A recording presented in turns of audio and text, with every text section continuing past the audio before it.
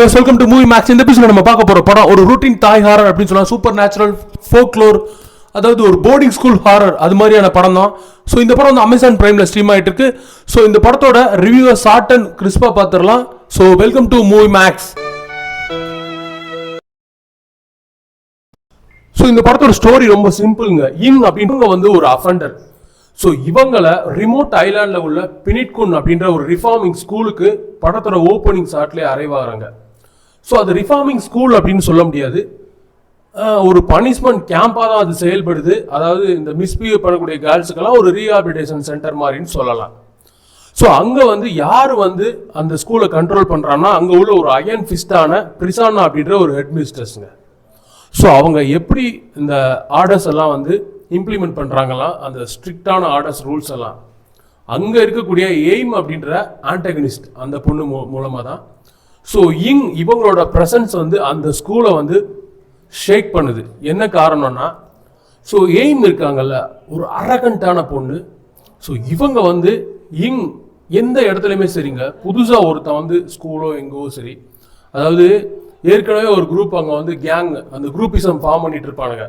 புதுசாக ஒருத்தன் மாட்டினான்னா அவனை வச்சு செய்வானுங்க. இது மாதிரி இந்த படத்தில் எய்ம் அவங்க வந்து அப்படின்ற அந்த ஆன்டகனிஸ்ட் கேரக்டரை வச்சு செய்ய ஆரம்பிக்கிறாங்க.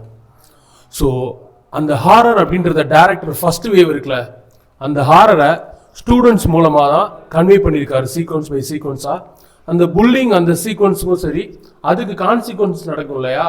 ஸோ இவங்க சைட்லேருந்து அதில் வந்து வரக்கூடிய அந்த சூப்பர் நேச்சுரல் ஹாரர் அப்படின்ற அந்த சீக்வன்ஸை எடுத்துகிட்டு வந்திருக்காரு.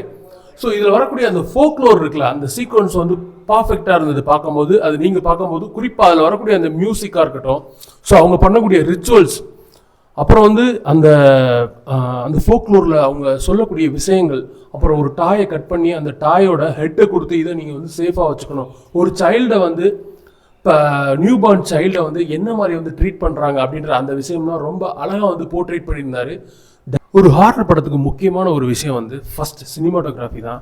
குறிப்பாக விசுவலி ஸ்டோரி டெல்லிங், அப்புறம் அந்த அட்மாஸ்பியரிக் எலிமெண்ட்ஸ் இருக்குல்ல, அதை வந்து ரொம்ப அழகாக ஒரு part of well executed horror ஃபில்மில் அந்த ஒரு கல்ச்சுரல் அந்த எலிமெண்ட்ஸை வந்து ஃப்ரெஷ்ஷாக கொடுத்துருந்தாங்க ஒரு தாய் ஹாரர் படத்தில். ஸோ அது மட்டும் இல்லாமல் ஒரு என்ஹான்சிங் த சில்லிங், அப்புறம் ஒரு இம்மர்சிவ் ஃபீலிங்கை கொடுத்துச்சு. ஸோ இது அப்புறம் அந்த நரேஷன் எக்ஸிக்யூஷன், இது ரெண்டுமே ஸ்க்ரீன் பிளேல பக்காவாக இருந்தது. ஒரு ஸ்ட்ராங் பர்ஃபார்மன்ஸ், அப்புறம் எமோஷனல் டெப்த், இது எல்லாமே இந்த படத்தில் இருந்துச்சு.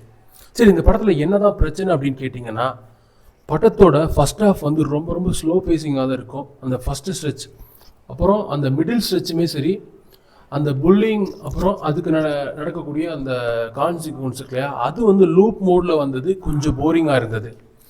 அப்புறம் தேர்ட் ஆக்டில் வந்து கிளைமேக்ஸ் இருக்குல்ல, அது வந்து கொஞ்சம் லென்தியாக, கிட்டத்தட்ட ஒரு 30 மினிட்ஸ் கிட்டத்தட்ட கிளைமேக்ஸ் சீக்வன்ஸ் ரன் ஆகுது. அதுக்குமே போராக இருந்துச்சு.